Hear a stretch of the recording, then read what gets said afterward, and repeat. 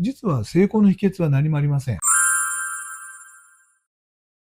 今日も松井味噌グループの松井社長にお話を伺ってまいります。本日もどうぞよろしくお願いいたします。中国に進出した日本企業すごくたくさんあると思うんですけれども、はい、結構お話伺いますと失敗して帰ってきてるみたいなことあるじゃないですか。はい、そういった企業さんと松井味噌さんグループってどこが違ったと思われますか？そうですね。日本から11社、はい、お店屋さんが出られました。はい、で、今1社を除いてほぼ撤退破産に追い込まれています。はい、例えば東北ナンバーワン、関西ナンバーワン、はい、60年前においては日本で最大の企業だったはい、というところが進出されながら撤退に追い込まれている。松井さんは残られた、はい、そこはやっぱり商品力とかやっぱり強いんじゃないかなと思うんですけれども、はい、そのあたりいかがですか？進出された企業さんは、はい、やはり地域のトップクラスが出てるんで、はい、商品力が非常に強かったです。はい、だから、はい、実はよくなぜそんなにうまくいったんですかっていう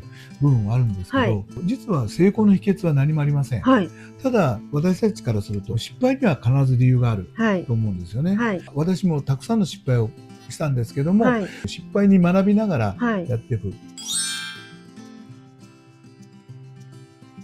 中国で非常に経営が難しいです。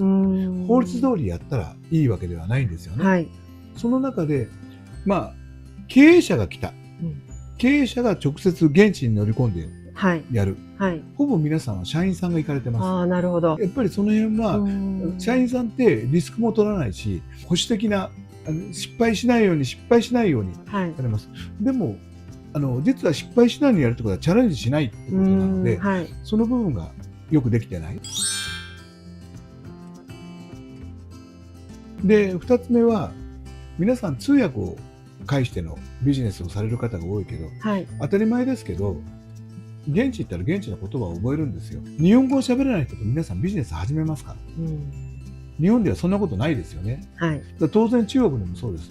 さっさと中国語を覚えて中国語でビジネスするんですよ。でもなんかずーっと3年5年経ったら私帰るからねって言いながら、通訳さんにこれ言っといてやっといてってやって、それで相手が真面目に付き合ってくれるなんて思ってること自体がちょっと、それ以外にもこんなことやって潰れるよねって経営されてる方がいくつかありますね。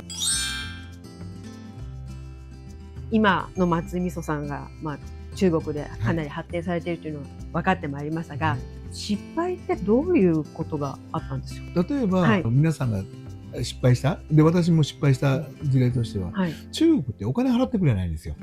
日本だったら、はい、お客さんが注文来たら、月末締めの月末払いみたいな、はい、一般日本の商習慣多いじゃないですか。はい、私全然回収できないんですよ。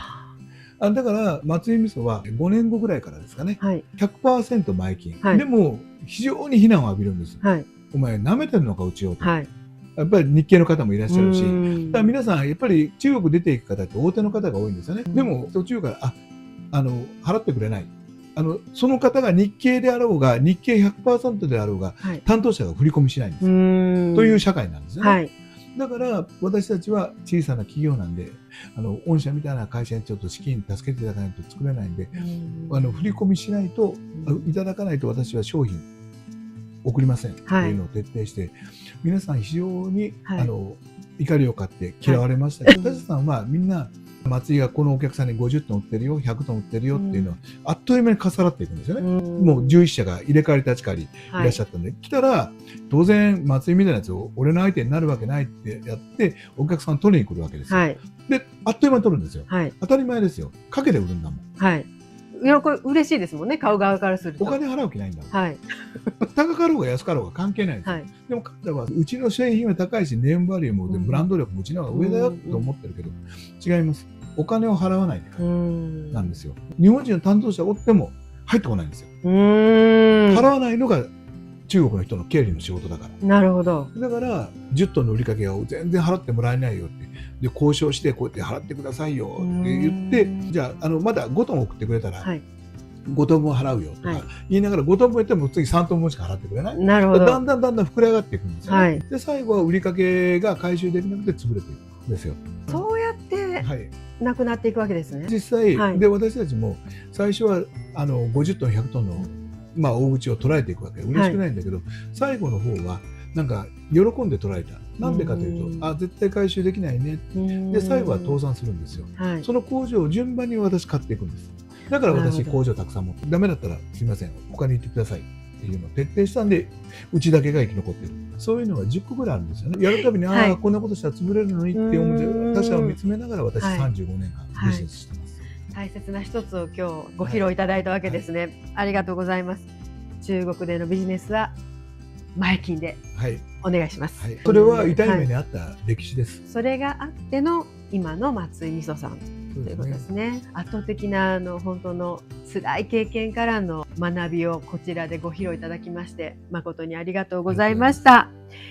また次回もどうぞよろしくお願いいたします。よろしくお願いいたします。リボルバー持って、ね、10個に1個だけよくって、引き金引けますか？怖いです。